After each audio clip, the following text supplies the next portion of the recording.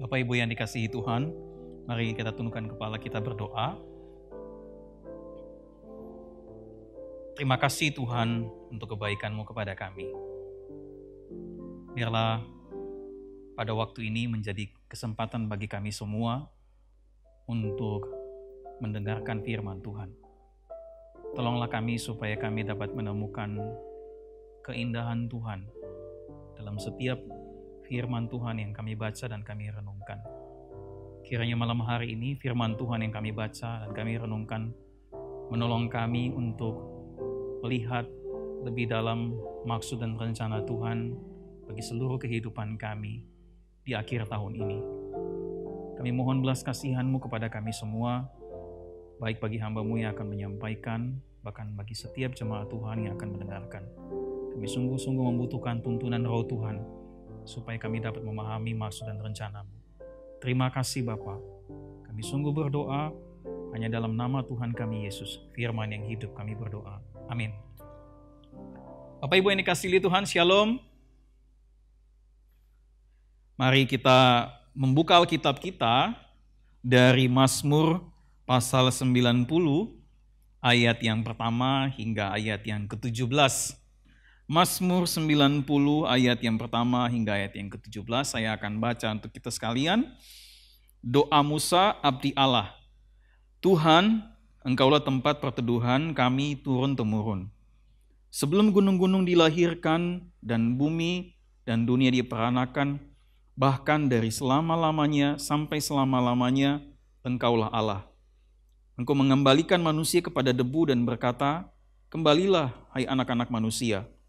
Sebab di matamu 1000 tahun sama seperti hari kemarin, apabila berlalu, atau seperti suatu giliran jaga di waktu malam.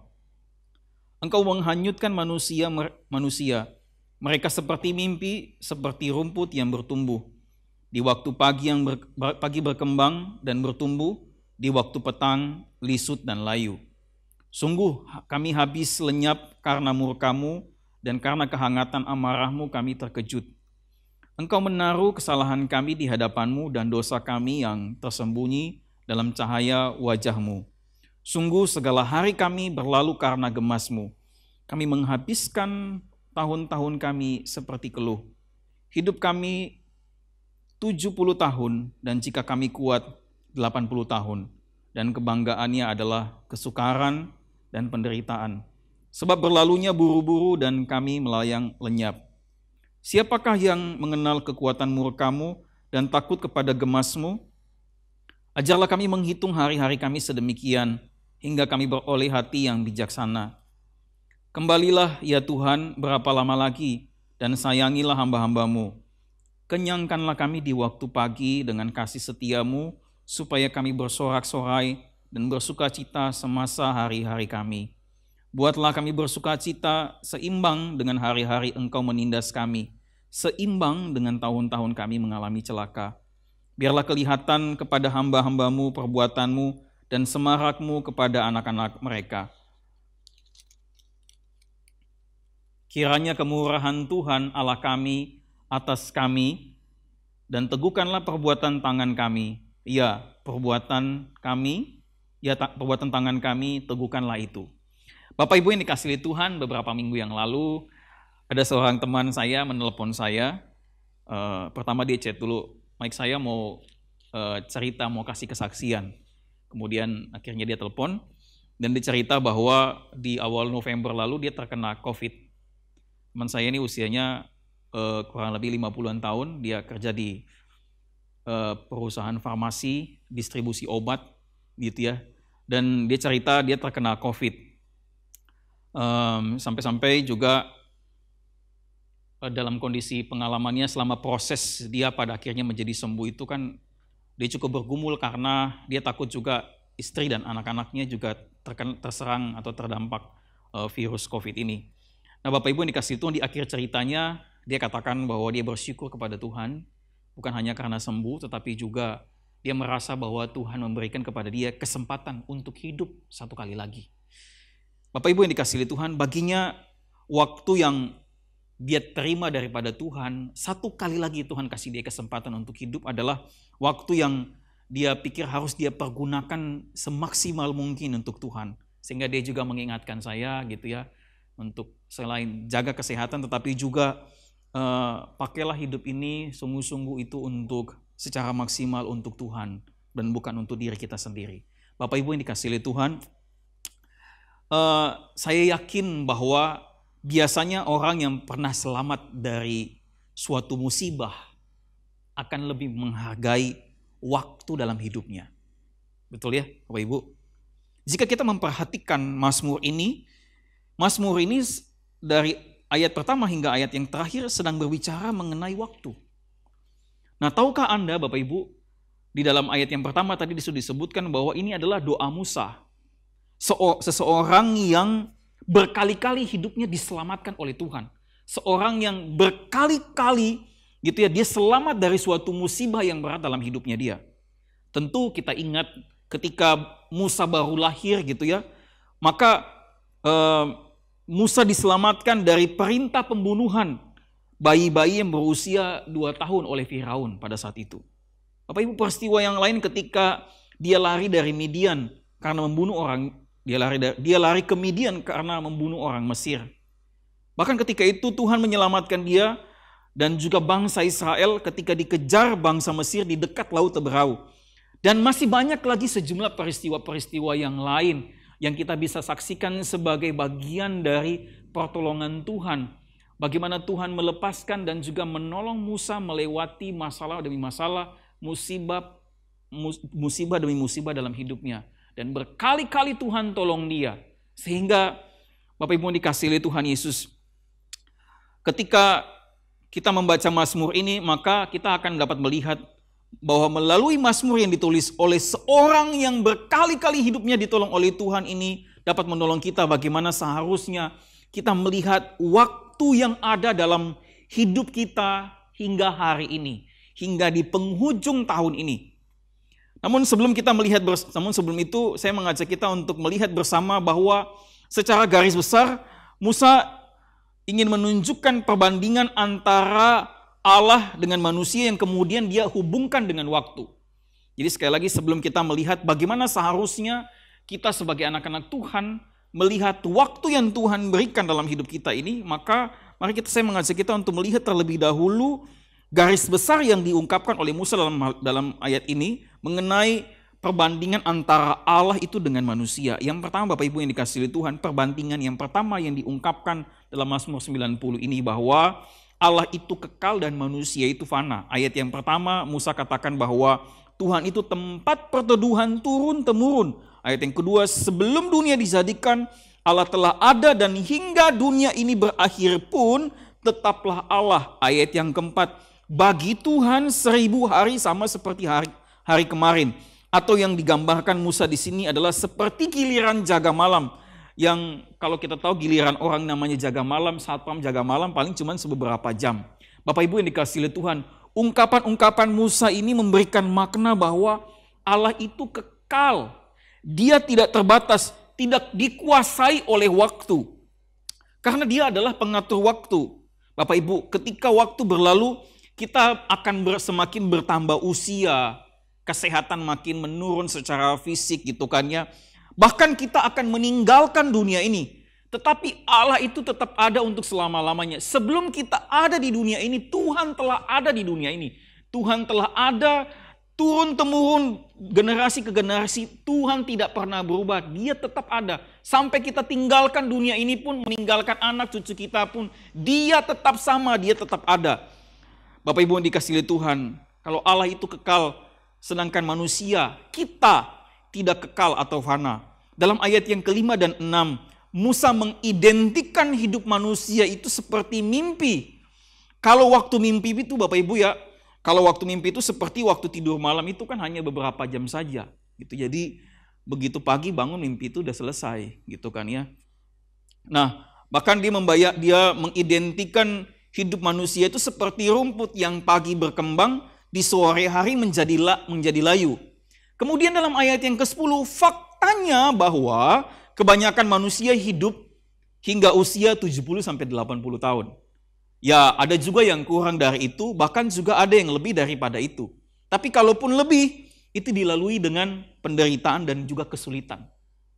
Bapak Ibu yang dikasihi Tuhan, itu sebuah fakta yang tidak bisa kita bantah sampai dengan hari ini. Bapak Ibu yang dikasihi Tuhan Yesus, dalam tahun ini saja pun kita dikejutkan dengan peristiwa munculnya virus baru yang merenggut nyawa banyak orang. Bahkan dalam tahun ini, dalam jemaat kita, ada beberapa saudara kita yang telah dipanggil pulang oleh Tuhan mendahului kita. Bapak Ibu yang dikasihi Tuhan Yesus, semua ini mengingatkan bahwa betapa singkatnya hidup kita ini. Perbandingan yang kedua Bapak Ibu, yang pertama tadi bahwa Allah itu kekal dan manusia fana. Yang kedua bicara soal kemahakuasaan Allah dan ketidakberdayaan manusia. Bapak Ibu yang dikasihi Tuhan, dalam ayat yang ke-8 Musa katakan bahwa engkau menaruh kesalahan kami di hadapanmu dan dosa kami yang tersembunyi dalam cahaya wajahmu. Ayat yang menunjukkan bahwa Allah itu maha tahu, tidak ada yang tersembunyi di hadapan Tuhan. Ayat yang ketiga, engkau mengembalikan manusia kepada debu. Ayat yang ketujuh, sungguh kami habis lenyap karena murkamu dan karena kehangatan amarahmu kami terkejut. Ayat yang ke-9, sungguh segala hari kami berlalu karena gemasmu, kami menghabiskan tahun-tahun kami seperti keluh. Bapak Ibu dikasihi Tuhan, ketiga ayat ini menunjukkan bahwa Allah itu berdaulat dan juga independen. Dia yang mengatur hidup manusia. Dia tidak dipengaruhi oleh manusia dan dia dapat lakukan apa saja. Ini membuktikan kepada kita bahwa Allah yang kita kenal adalah Allah yang maha kuasa. Sedangkan dibandingkan dengan manusia yang digambarkan oleh Musa di sini, menunjukkan bahwa manusia tidak ada apa-apanya di hadapan Tuhan. Bapak Ibu, manusia hidupnya sepenuhnya bergantung kepada Tuhan. Hidup manusia ada di dalam tangan Tuhan. Seorang dokter atau obat tidak menentukan seberapa panjang hidup seseorang. Berbagai prestasi, pencapaian, pengetahuan, harta, usia muda atau tua tidaklah bisa menjadi jaminan hidup seseorang.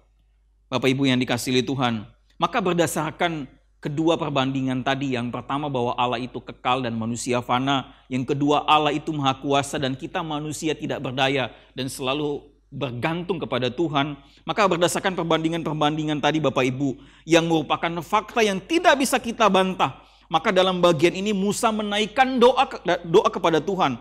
Dia meminta kepada Tuhan untuk mengajarkannya menghitung hari-hari yang Tuhan berikan agar beroleh hati yang bijaksana. Bapak Ibu, saya mau ngajak kita untuk fokus kepada ayat yang ke-12 di sini. Ajarlah kami menghitung hari-hari kami sedemikian hingga kami beroleh hati yang bijaksana.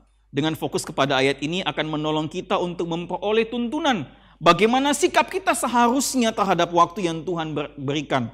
Berdasarkan fakta-fakta perbandingan tadi. Yang pertama Bapak Ibu yang dikasihi Tuhan, ada prinsip-prinsip yang diungkapkan melalui ayat yang ke-12 ini. Prinsip yang pertama yang harus kita pegang sebelum kita menentukan sikap kita, bagaimana sikap kita seharusnya terhadap waktu. Yang pertama adalah dalam kalimat Musa, ajarkanlah kami menghitung hari-hari kami. Bapak Ibu, ini kalimat Musa ini dapat ditafsirkan sama dengan ingatkanlah kami selalu bahwa waktu dalam hidup kami ini terbatas.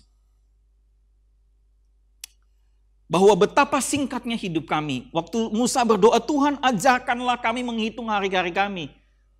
Artinya dia ingin katakan, Tuhan ingatkan kami bahwa hidup kami itu singkat. Sebentar lagi mungkin kami akan meninggalkan dunia ini. Ingatkan kami selalu. Kenapa Bapak Ibu yang dikasihi Tuhan? Karena memang manusia cenderung lupa bahwa hidupnya itu sejenak saja gitu. Hidup manusia itu cuma sebentar saja di dunia ini. Bapak Ibu yang dikasihi Tuhan, kita butuh pertolongan Tuhan untuk mengingatkan kita bahwa pendeknya, singkatnya hidup kita ini. Bapak Ibu yang dikasihi Tuhan Yesus, saya tidak tahu apa yang Bapak Ibu Saudara akan lakukan. Misalkan kita mengetahui bahwa waktu hidup kita tinggal 1 bulan lagi. Coba, jikalau kita semua tahu bahwa waktu hidup kita tinggal 1 bulan lagi, maka apa yang akan kita lakukan?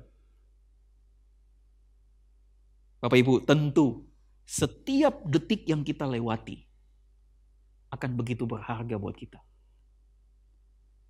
Tapi ada banyak orang yang tidak sadar bahwa keterbatasan itu tidak menyadari keterbatasan waktu hidup yang Tuhan berikan, sehingga mempergunakan hidup itu dengan seenaknya. Saudara, kesadaran akan kekekalan Allah dan kefanaan kita manusia harusnya menyadarkan kita bahwa hidup kita ini terbatas.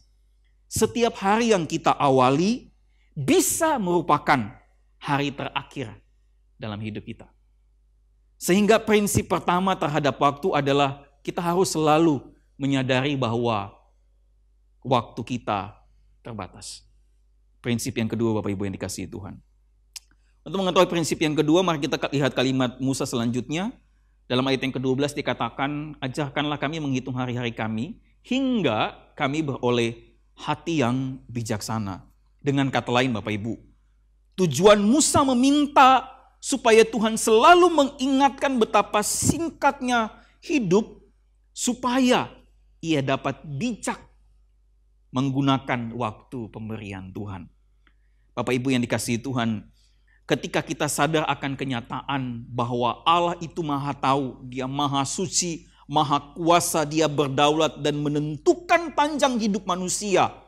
Dan ketika kita menyadari bahwa waktu kita terbatas, maka kita juga akan sadar bahwa Tuhan akan dapat menolong kita mengatur dan memakai waktu-waktu yang ada semaksimal mungkin untuk Dia.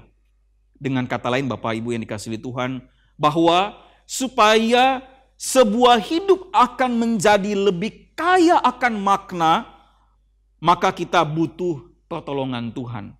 Mengapa saya katakan demikian, Bapak Ibu yang dikasihi Tuhan? Karena ada begitu banyak orang yang menjalani hari-hari hidup ini dengan sia-sia. Bapak Ibu yang dikasihi Tuhan Yesus, kehadiran Tuhan dalam hidup dapat memperkaya makna hidup yang kita jalani. Ada banyak orang yang seperti saya katakan tadi menjalani hidup dengan sia-sia. Seringkali hidup itu dinilai secara negatif. Sehingga hari-hari yang dia lalui itu penuh dengan keluhan, tidak bersyukur, kekhawatiran, keadaan disalahkan, orang lain disalahkan, bahkan Tuhan juga disalahkan. Bapak Ibu, sebaliknya ada orang-orang yang menilai hidupnya itu over positif. Semua diterabas saja ketika menurutnya itu benar. Ketika menurut dia, keputusan yang dia ambil, menurut kalkulasinya, hitungannya, pengalamannya, maka keputusan yang dia ambil ini dirasa benar, terabas saja begitu. Pengalaman serta pencapaian-pencapaian seseorang dijadikan landasan untuk mengambil berbagai keputusan, bukan firman Tuhan. Bapak Ibu yang dikasihi Tuhan, panjangnya usia, setiap pekerjaan tangan kita, usaha apapun yang kita lakukan dalam hidup kita hari demi hari akan menjadi sia-sia tanpa makna kalau tanpa kehadiran Tuhan. Kita akan melewatkan begitu banyak waktu tanpa menemukan keindahan rencana Tuhan dalam setiap peristiwa hidup kita hari ini. Bapak Ibu yang dikasihi Tuhan, sehingga orang menjadi mengeluh, kecewa dengan Tuhan ketika ada banyak peristiwa entah itu baik ataupun buruk terjadi dalam hidupnya dia. Maka Bapak Ibu yang dikasihi Tuhan, berdasarkan kedua prinsip ini, maka bagaimana seharusnya sikap kita terhadap waktu yang Tuhan berikan? Bapak Ibu, kata bijak yang dimaksudkan di sini, hingga kami beroleh hati yang bijaksana. Yang pertama adalah God center. Melalui kalimat Musa ini mengingatkan kita bahwa setiap orang yang sadar betul bahwa hidupnya itu singkat, maka dia tidak akan menjalani hidup itu sesuka-sukanya. Maka dia tidak, tetapi dia tidak, kemudian dia tidak akan acuh dengan kehadiran Allah dalam setiap peristiwa hidupnya.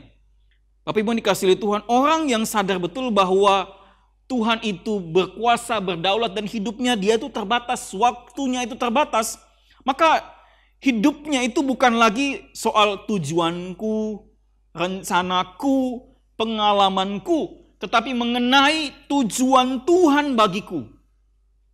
Ketika orang sadar betul mengenai keterbatasan hidupnya, menyadari bahwa singkatnya hidupnya, waktu yang Tuhan berikan baginya, maka dia akan menjalani hidupnya itu menjadi hidup yang God-centered atau berpusat pada Tuhan, bukan self-centered. Tidak lagi memikirkan apa yang penting, apa yang benar buatku, yang tercapai haruslah tujuanku, rencanaku. Tetapi apa yang harus tercapai adalah tujuan Tuhan bagi hidupku. Tujuan Tuhan melalui hidupku. Bagi keluargaku, melalui pekerjaanku, melalui apa saja yang aku usahakan hari ini. Harusnya adalah yang dia lihat adalah tujuan Tuhan melalui semua itu. Tetapi jika orang tidak menyadari prinsip-prinsip yang tadi, maka hidupnya yang dia jalani adalah selalu berpusat pada dirinya sendiri. Apakah itu menguntungkanku atau tidak? Apakah hal tersebut itu sesuai dengan pengalamanku atau tidak? Sesuai dengan rencanaku, tujuanku atau tidak? Bapak Ibu yang dikasihi Tuhan. Kata bijak ini mengajarkan kita bahwa ketika kita menyadari prinsip-prinsip tadi, maka kita akan menjalani suatu hidup yang berpusat kepada Allah. Yang kedua, Bapak Ibu yang dikasihi Tuhan Yesus, kata bijak ini juga merupakan suatu kata yang menunjukkan bahwa orang yang mempunyai prinsip-prinsip yang tadi adalah orang-orang yang mengakui keterlibatan dan kehadiran Allah dalam setiap peristiwa.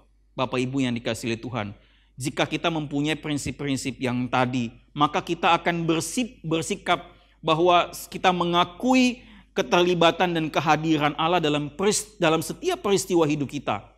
Bapak Ibu, karena sadar dengan tujuan Tuhan baginya akan membuat orang mengakui bahwa ada keterlibatan Tuhan atau kehadiran Tuhan dalam setiap peristiwa hidupnya. Maksud saya begini Bapak Ibu yang dikasihi Tuhan. Dalam hidup kita ada banyak peristiwa kan yang terjadi ya. Ada masa-masa yang baik. Kalau kita ingat-ingat sepanjang tahun ini. Ada masa-masa yang baik. Sukacita, ada keberhasilan. Bapak Ibu, ketika kita mengingat masa-masa yang baik yang penuh dengan sukacita, keberhasilan dan sebagainya, kita harus selalu ingat bahwa semua itu terjadi adalah karena anugerah Tuhan.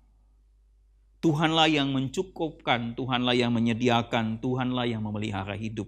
Bapak Ibu yang dikasihi Tuhan, ketika ada masa-masa, ketika kita mengingat-ingat sepanjang tahun ini, ada masa-masa yang berat dalam hidup kita yang kita lalui. Pergumulan, penderitaan, duka cita, Bapak Ibu. Kita harus selalu ingat bahwa keadaan tersebut tidak berarti Allah tinggalkan kita. Tidak berarti ia tidak peduli, tetapi kita harus selalu ingat bahwa di balik setiap peristiwa-peristiwa yang buruk itu, peristiwa-peristiwa yang berat itu dalam hidup kita, ada maksud Tuhan yang baik. Sehingga Bapak Ibu yang dikasihi Tuhan, sehingga bijak di sini berarti terhadap setiap peristiwa, entah itu baik atau buruk, dilihat dalam kedaulatan Allah, dilihat dalam rencana Allah yang besar dalam hidup kita. Bapak Ibu yang dikasihi Tuhan, maka kalau sikap kita menjalani hidup ini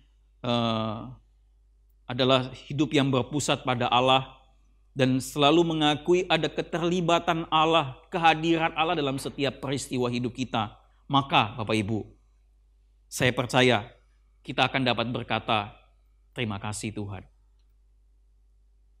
Waktu kita sukses, waktu kita sehat, waktu semua tercukupi kebutuhan kita, kita berkata, terima kasih Tuhan. Waktu kita alami pergumulan berat, penghasilan berkurang, waktu sakit, waktu ditinggalkan orang yang dikasihi, kita akan tetap dapat berkata, terima kasih Tuhan. Bapak Ibu yang dikasihi Tuhan, berdasarkan firman Tuhan ini, kita tiba pada suatu kesimpulan.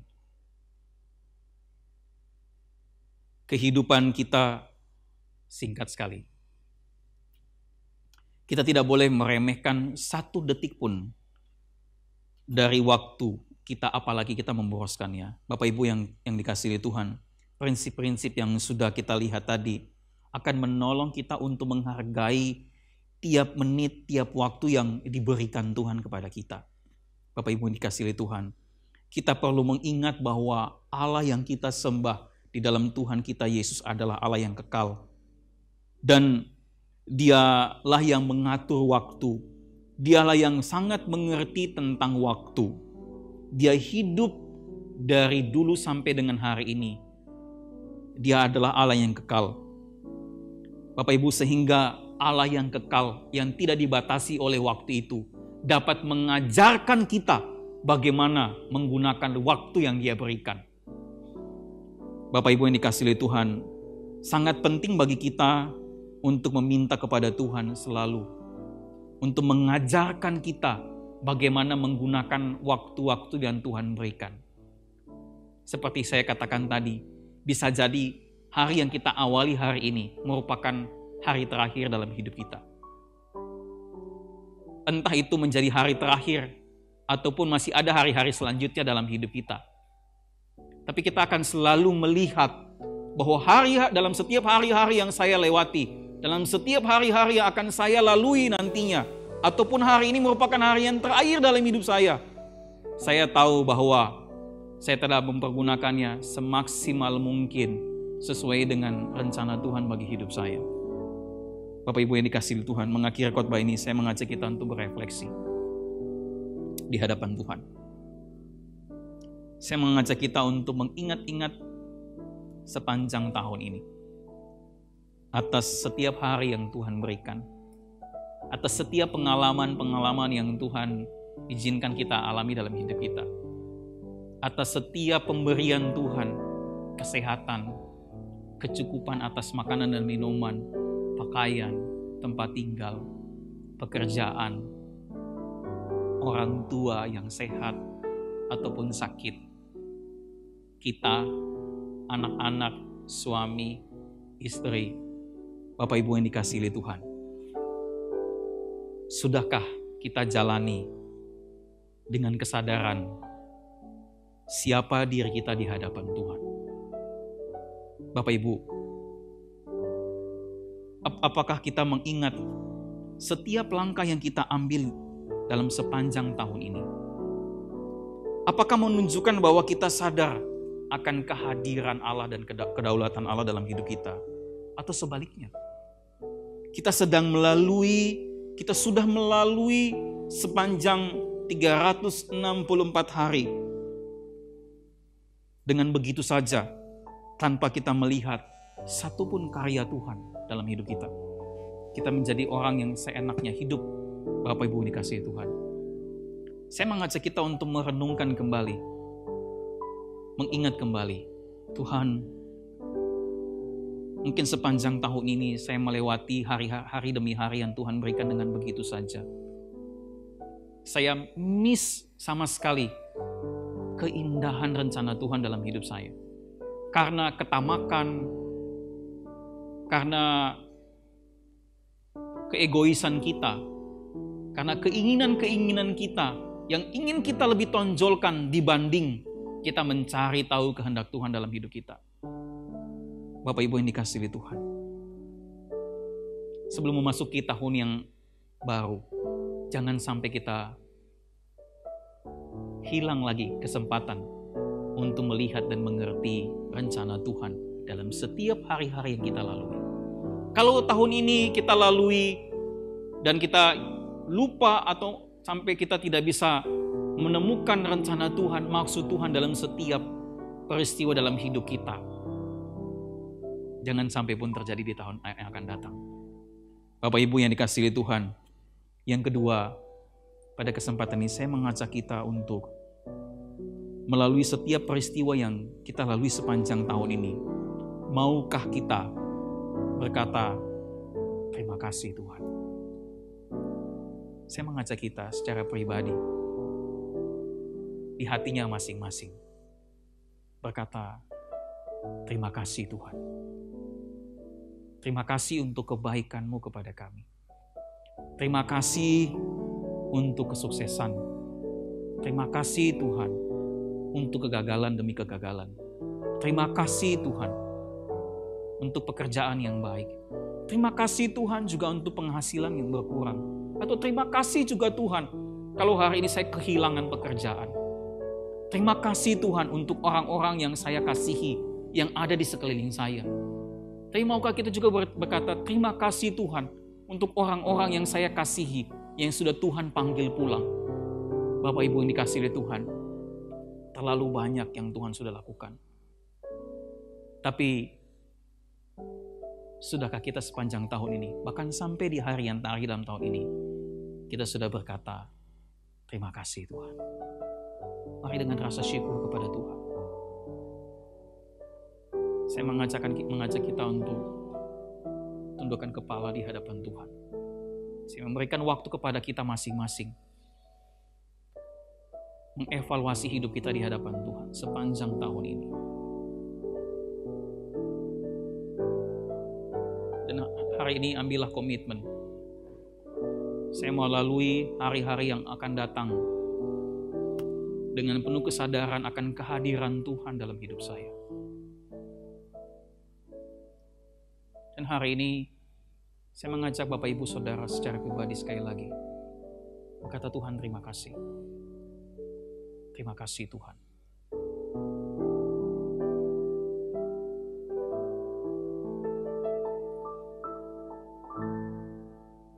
Ajar kami Tuhan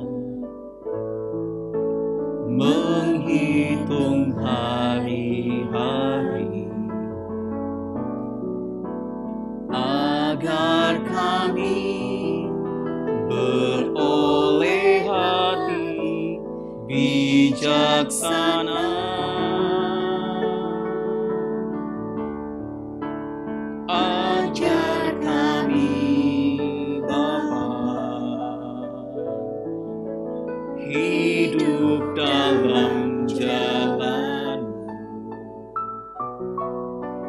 agar semua rencanamu digenapi. Saya mengajak kita untuk mengangkat tangan kita dan katakan, Tuhan, mulialah namamu Tuhan, dan ajaib jalanmu. Pimpin kami di setiap waktu. Terima kasih Tuhan untuk kesetiaan-Mu bagi hidup kami. Terima kasih Tuhan. Agunglah karya-Mu, Yesus, kami bersyukur padamu. Mulialah namamu Tuhan, mulialah namamu Tuhan, dan ajaib jalanmu.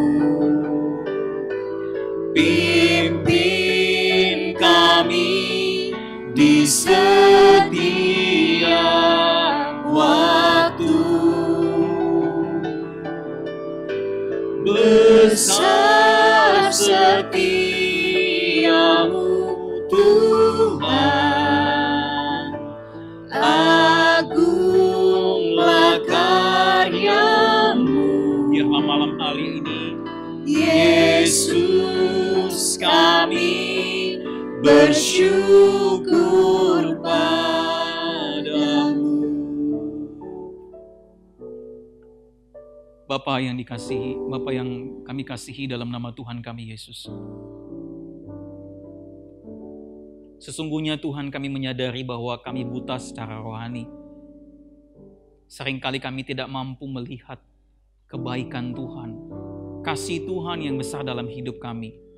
Karena keegoisan kami, karena ketamakan kami. Karena seringkali hidup kami terlalu berpusat pada diri kami sendiri. Tapi pada kesempatan ini Tuhan, kami mohon daripada-Mu, ajarkanlah kami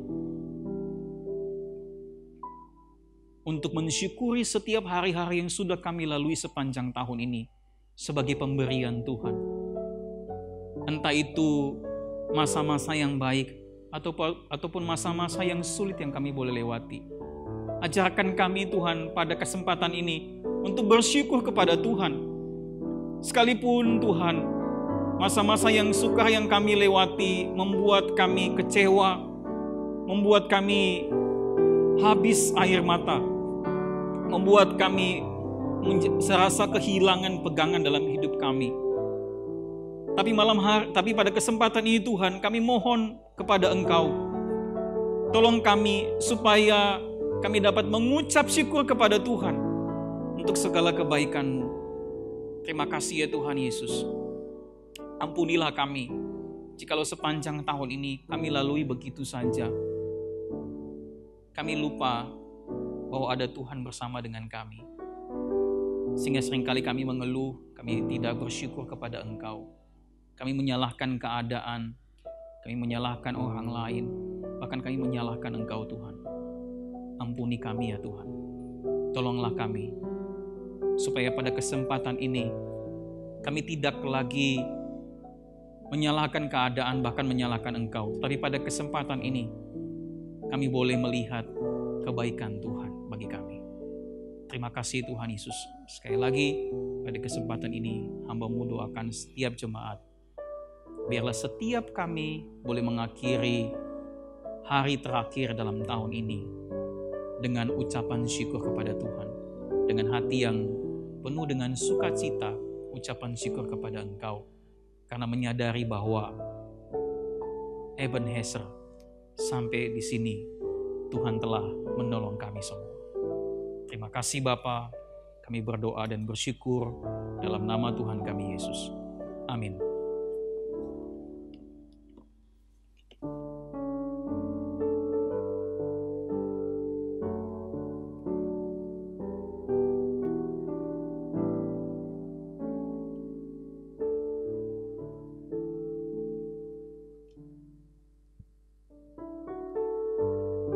Jemaat yang dikasihi Tuhan, kita telah mendengarkan firman Tuhan pada malam hari ini, betapa hidup kita itu tidak akan berarti apa-apa jika kita tidak mau berjalan di dalam jalannya Tuhan. Nah, saat ini kita mau bersyukur kepada Tuhan dengan berkat yang Tuhan berikan kepada kita. Ayat persembahan pada malam hari ini terambil dalam 2 Korintus 9 ayat yang ke-12. Sebab pelayanan kasih yang berisi pemberian ini bukan hanya mencukupkan keperluan-keperluan orang-orang kudus, tetapi juga melimpahkan ucapan syukur kepada Allah. Bagi Bapak Ibu jemaat dikasih Tuhan yang ingin memberikan persembahan syukur di tahun ini, di ibadah akhir tahun ini, dapat melakukannya dengan cara transfer ke rekening BCA GKBI atau dapat memasukkannya ke dalam kotak persembahan yang telah tersedia di ruangan kasih. Kiranya Tuhan Yesus memberkati Bapak Ibu sekalian. Saat ini kita akan bersama-sama menyaksikan sebuah cuplikan video. Kiranya lewat video ini dapat memberikan satu gambaran baru buat jemaat sekalian di rumah.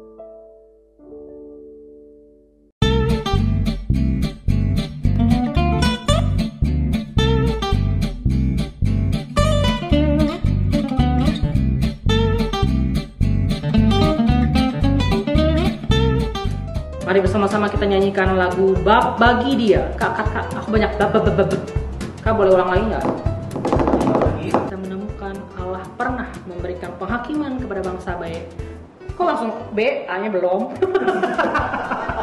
Tiada padaku, salah Kak.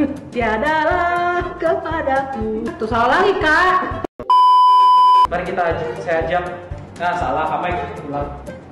Saya undang. Aduh, ulang. Saya unjang lagi. Salah, Kamai ulang. Kamai ulang. Oh my God!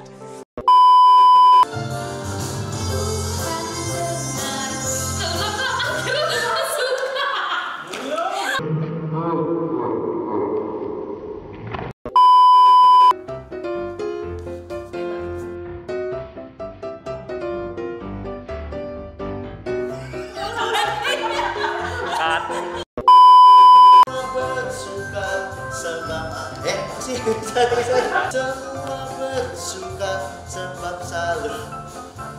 Dan bukannya kenapa nih? Mari kita bersatu dalam doa. Enggak aja gini.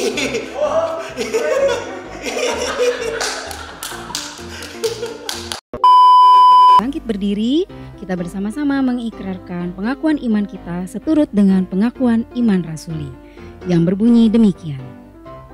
Bapa kami yang dalam surga, Wait a minute.